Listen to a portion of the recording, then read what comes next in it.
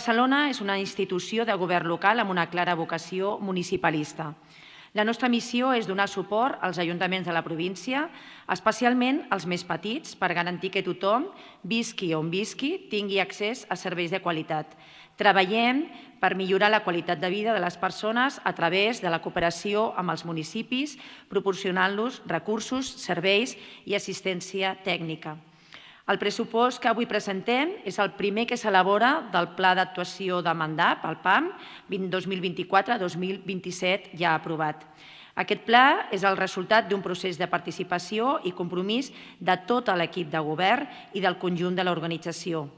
El PAN 2024-2027 es basa en la innovació de les polítiques públiques de proximitat per garantir la sostenibilitat, l'equitat territorial i la cohesió social. Estem davant d'una triple transició climàtica, la digitalització i la cohesió social i territorial. I la nostra responsabilitat és acompanyar els municipis en aquesta transformació.